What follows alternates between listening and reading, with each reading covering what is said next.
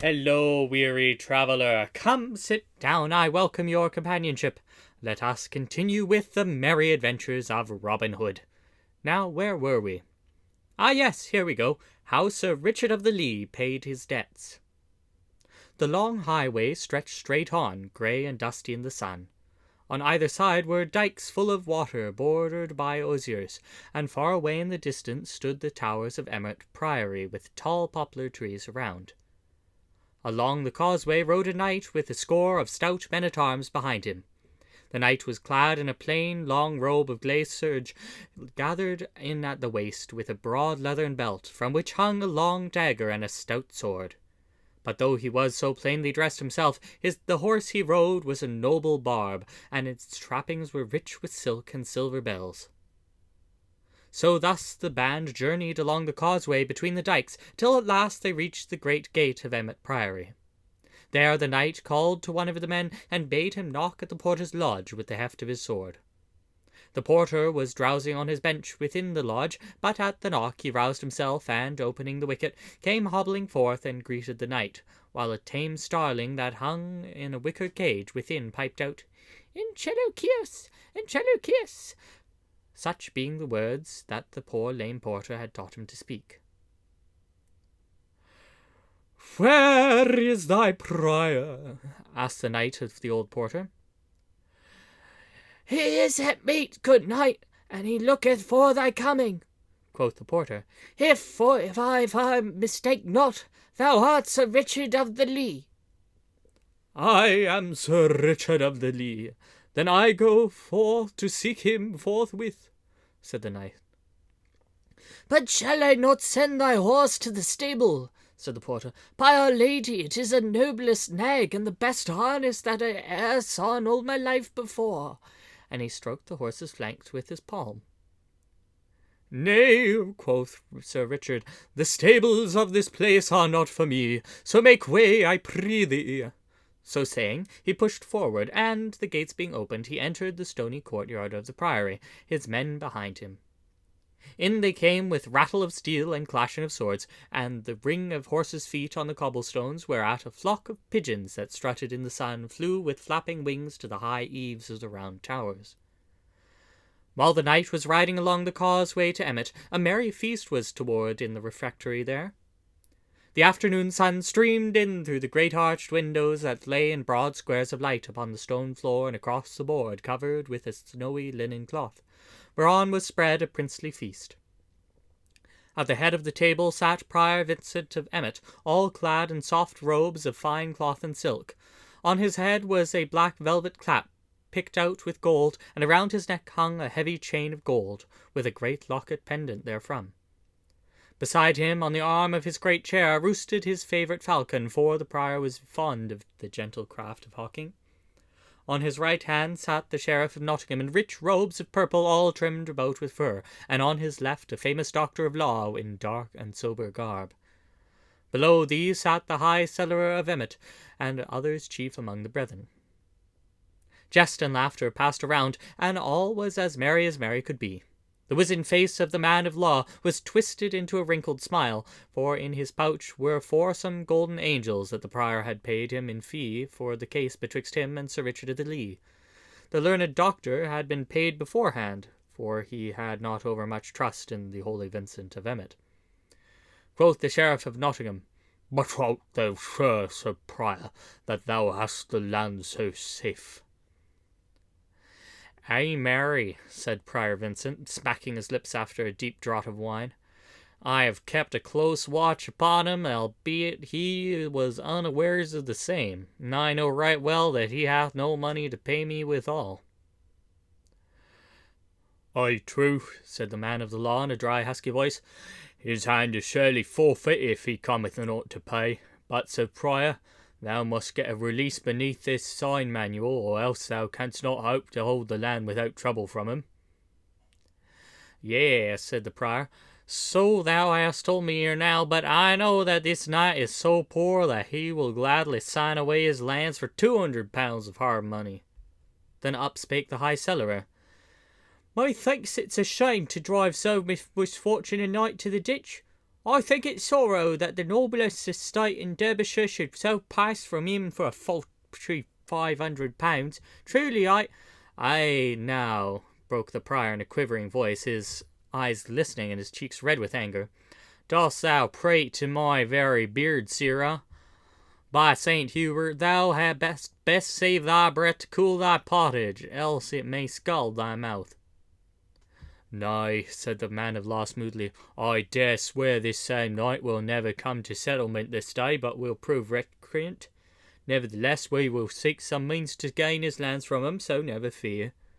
But even as the doctor spoke, there came a sudden clatter of horses' hoofs and a jingle of iron mail in the courtyard below. Then up spake the prior, and called upon one of the brethren that sat below the salt, and bade him look out the window to see who was below, albeit he knew right well it could be none other than Sir Richard. So the brother arose and went and looked, and said, I see below a score of stout men-at-arms, and a knight just dismounting from his horse. He is dressed in long robes of grey, which methinks are of poor seeming. But the horse he rideth upon hath the richest coursing that I ever saw. The knight dismounts, and they come this way, and are even now below in the great hall. Lo, see ye there now, quoth Prior Vincent. Here ye have a knight with so lean a purse as scarce to buy him a crust of bread so much, yet he keeps a brand of retainers and puts rich trappings on his horse's hide, while his own back goeth bareth. Is it not well that such men should be brought low? But art thou sure, said the little doctor tremulously, that this knight will do us no harm? Such as he are, fierce when crossed, and he has a band of naughty men at his heels. Mayhap thou hadst better give an extension of his debt. Thus he spake, for he was afraid Sir Richard might do him a harm. Thou needs not fear, said the prior, looking down at the little man beside him. This knight is gentle, and would soon think of as harming an old woman as thee. As the prior finished, the door at the lower end of the refectory swung open, and in came Sir Richard, with folded hands and head bowed upon his breast. Thus humbly he walked slowly up the hall, while his men-at-arms stood about the door. When he had come to where the prior sat, he knelt upon one knee. Save and keep thee, Sir Prior, said he. I am come to keep my day. Then the first word that the prior said to him was, Hast thou brought my money? Alas, I have not so much as one penny upon my body, said the knight, whereat the prior's eyes sparkled. Now thou art a shrewd debtor, I wot, said he. Then, Sir Sheriff, I drink to thee. But still the knight kneeled upon the hard stone, so the prior turned to him again. What wouldst thou have? Quoth he sharply. At these words a slow red mounted into the knight's cheeks, but he still knelt. I would crave thy mercy, said he. As thou hopest for heaven's mercy, show mercy to me. Strip me not of my lands, and so reduce a knight to poverty. Broken, and thy lands forfeit, said the man of law, plucking up his spirits at the knight's humble speech. Quoth Sir Richard, Thou man of law, wilt thou not befriend me in mine hour of need? Nay, said the other, I hold with this holy prior, who hath paid me my fees in hard gold, so I am bounder to him. Wilt thou not be my friend, Sir Sheriff? Said Sir Richard. Nay, for heaven, quoth the Sheriff of Nottingham, this is no business of mine, yet I will do what I may. And he nudged the prior beneath the cloth with his knee. Wilt thou not ease him of some of his nets, Sir Prior? At this the prior smiled grimly. Pay me £300, Sir Richard, said he, and I will give thee quittance of thy debt. Thou knowest, Sir Prior, that it is as easy for me to pay £400 as it is 300, said Sir Richard. But wilt thou not give me another 12-month to pay my debt? Not another day, said the prior sternly. And is this all thou wilt do for me? Asked the knight. Now out upon thee, false knight, cried the prior, bursting forth in anger. Either pay my debt as I have said, or release thy land and get thee gone from out my hall. Then Sir Richard arose to his feet. Thou false lying priest, said he in so stern a voice that the man of law shrunk affrighted. I am no false knight, as thou knowest full well. but have even held in my place in the press and the tourney. Hast thou so little courtesy that thou wouldst see a true knight kneel for all this time, or see him come into thy hall and never offer him meat or drink? Then quoth the man of law in a trembling voice, This is surely an ill way to talk of matters appertaining to business. Let us be mild in speech. But wilt thou pay this night, Sir Prior, or give me release of this land? I would have given him 200 pounds, quoth the prior, but since he has spoken so vilely to my teeth, not one growth over 100 pounds will he get. Hast thou offered me 1,000 pounds, false prior, said the knight, thou wouldst not have got an inch of my land. Then turning to where his men-at-arms stood near the door, he called, Come hither, and beckoned with his finger, whereupon the tallest of them came forward and handed him a long leathern bag. Sir Richard took the bag and shot from it upon the table a glittering stream of golden money. Bear in mind, Sir Prior, said he, that thou hast promised me quittance for 300 pounds. Not 1 farthing above shalt thou get. So saying, he counted out 300 pounds and pushed it toward the prior.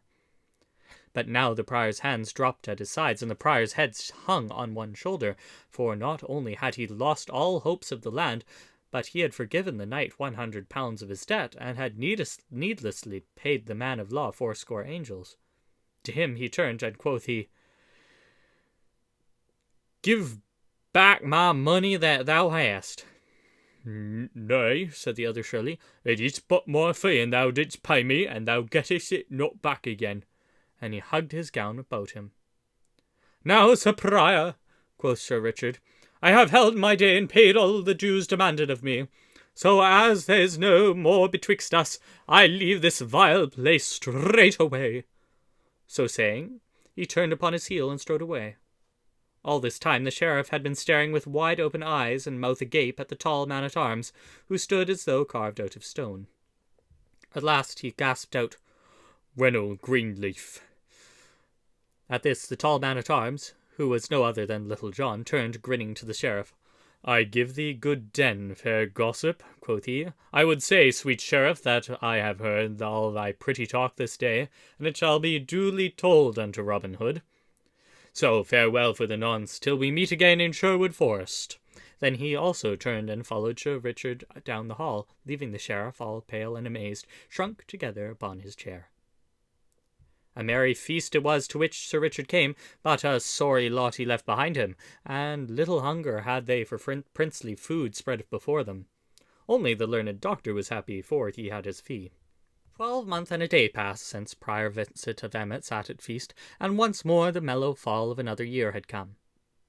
But the year had brought great change, I wot, to the lands of Sir Richard of the Lea, for where before shaggy wild grasses grew upon meadowlands, now all stretch away in golden stubble, betokening that a rich and plentiful crop had been gathered therefrom.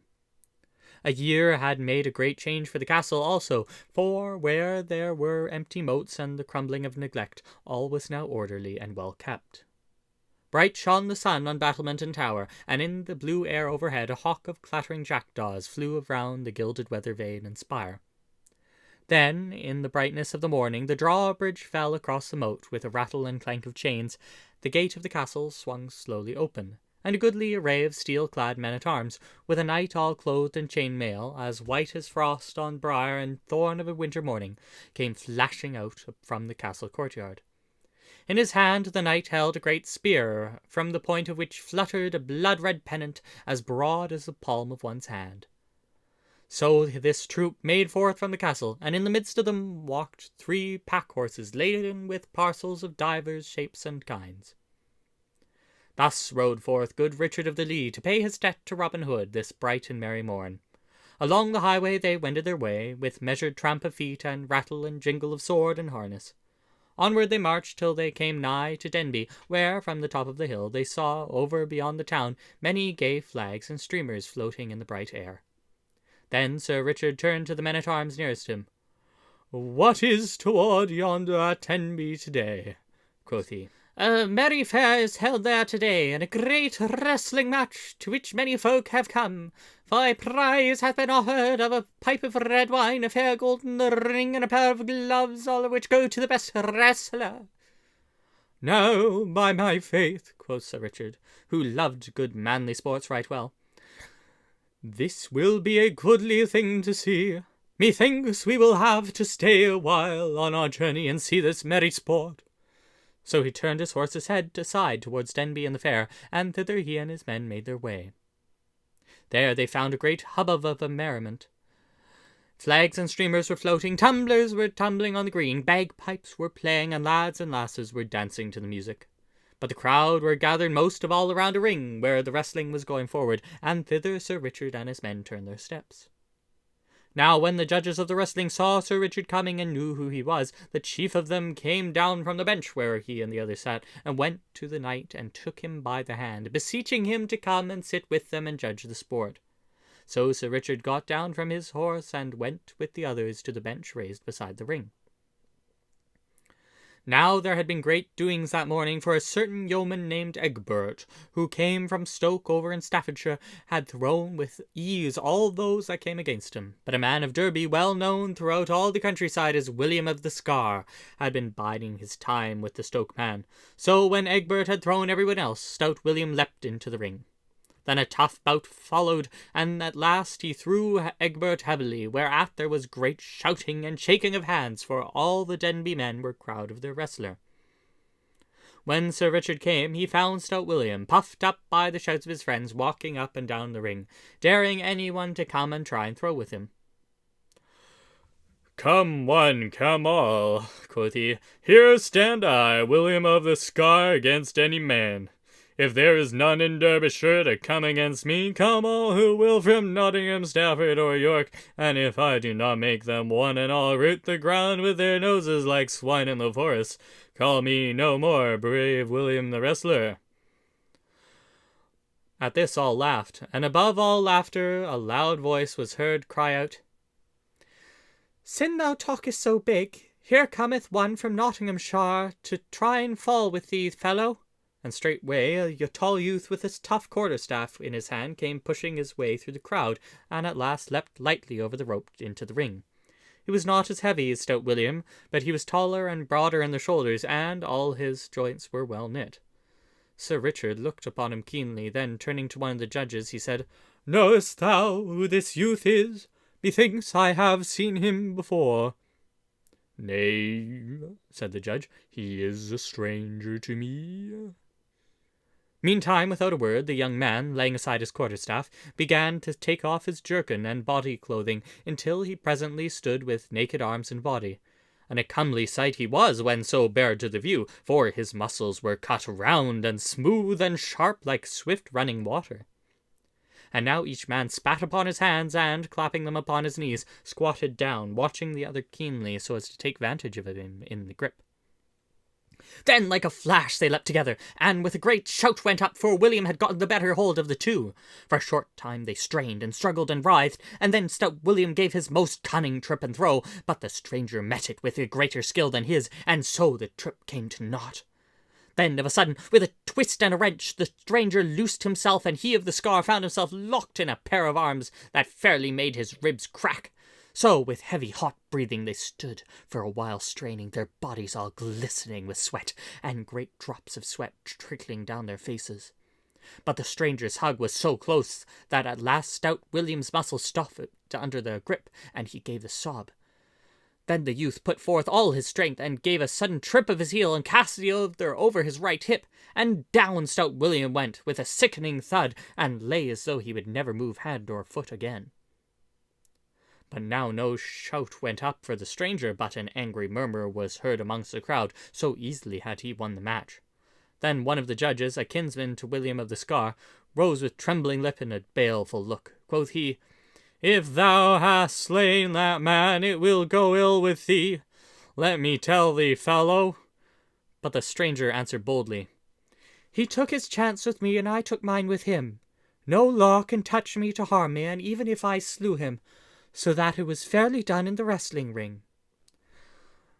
"That we shall see," said the judge, scowling upon the youth, while once more an angry murmur ran about the crowd, for, as I have said, the men of Denby were proud of stout William of the Scar.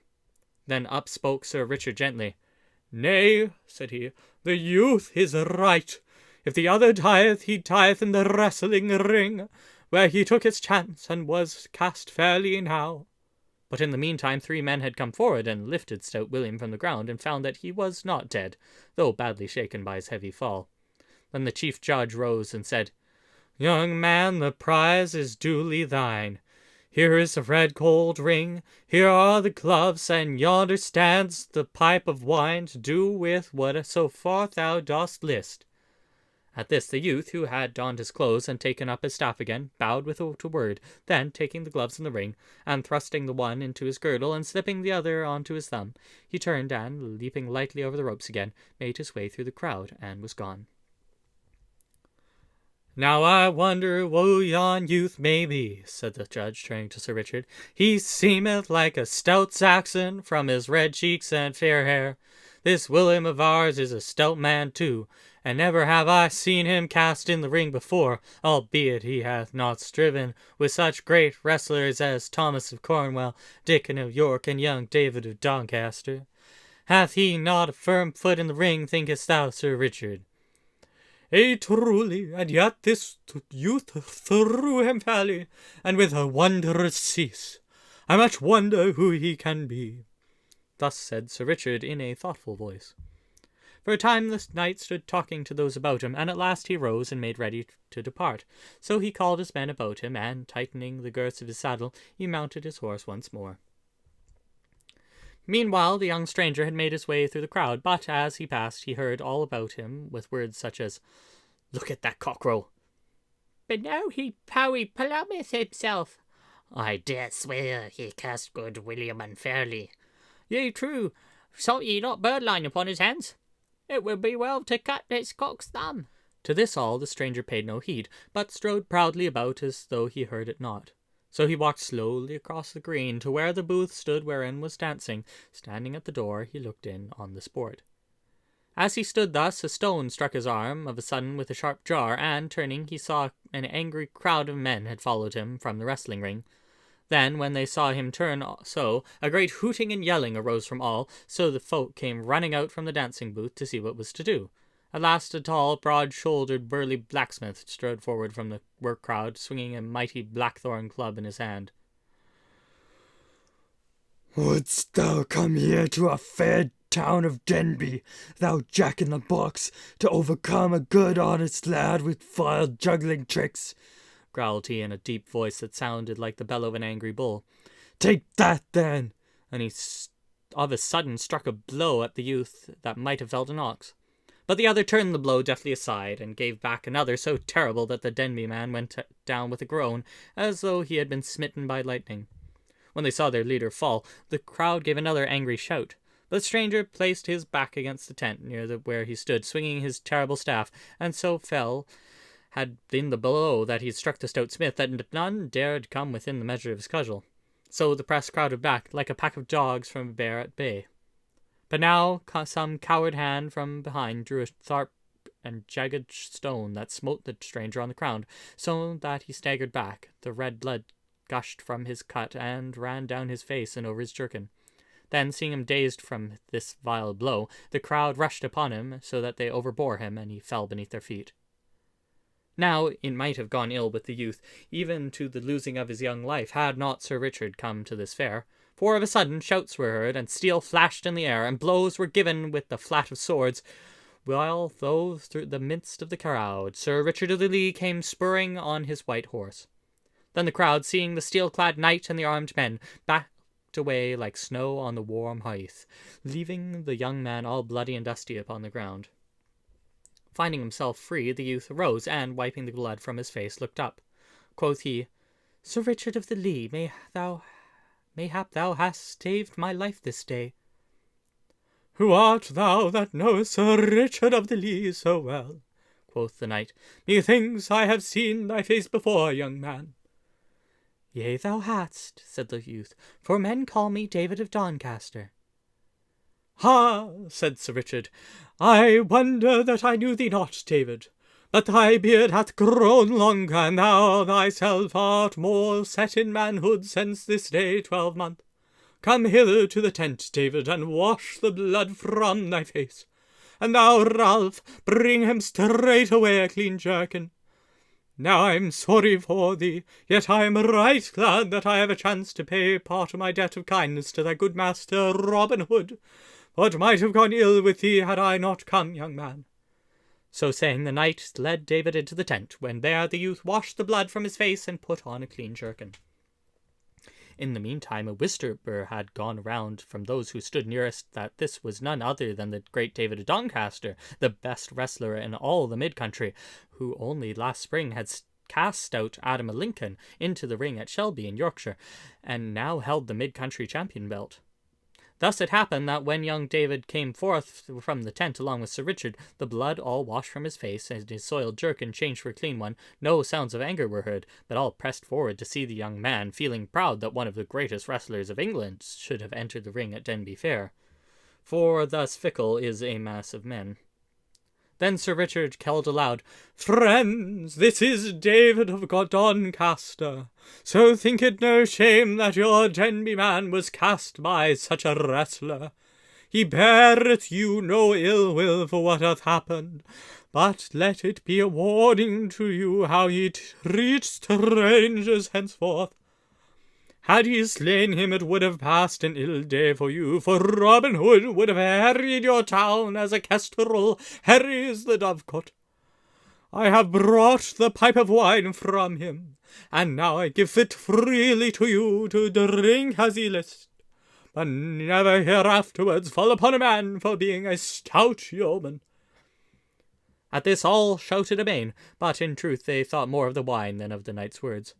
Then Sir Richard, with David beside him and his men-at-arms around, turned about and left the fair.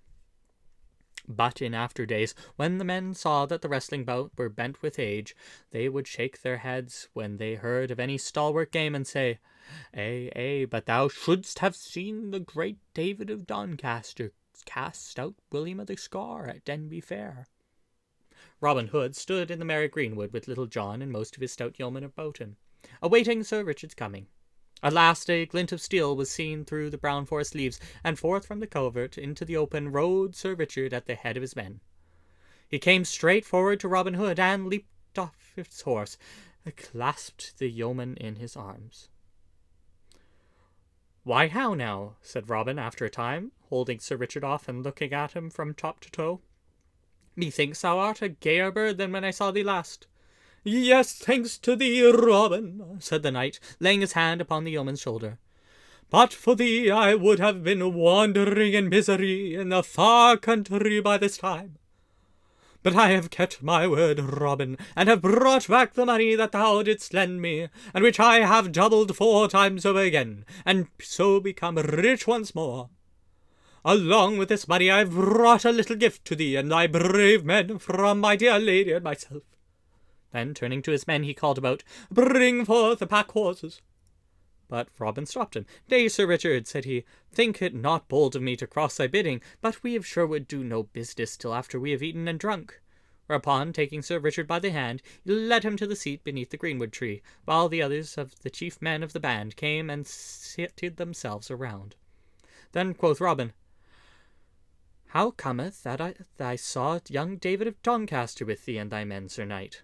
Then straightway the knight told all about his day at Denby, and of what happened at the fair, and how it was like to go hard with young David. So he told his tale, and quoth he, "It was this good Robin that kept me so late on the way, otherwise I would have been here an hour gone."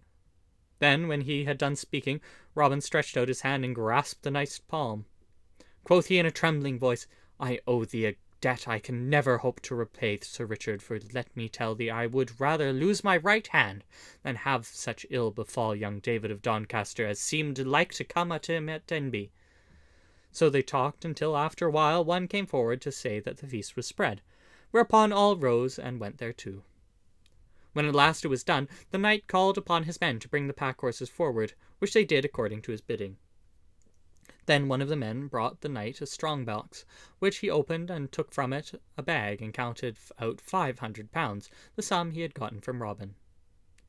"Sir Richard," quoth Robin, "thou wilt pleasure us if thou wilt keep the money as a gift from us of Sherwood. Is that not so, my lads?" Then all shouted, "Ay," with a mighty voice.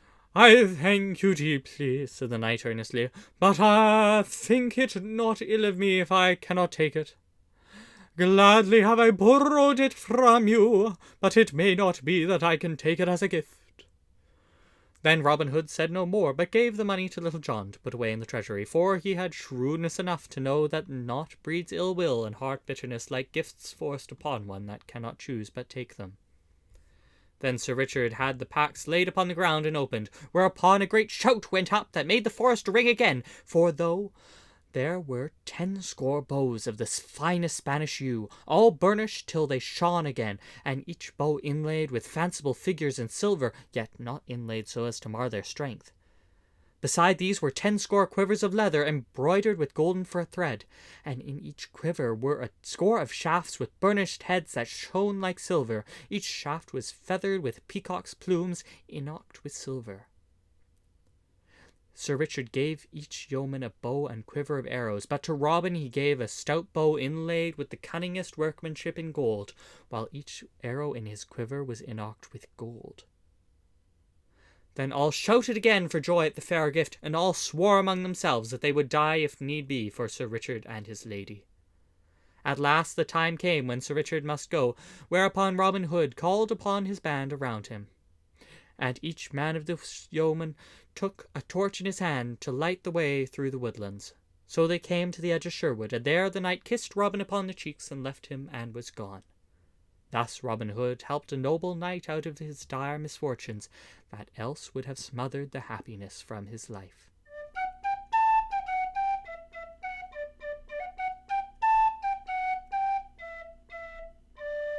Alas, the time!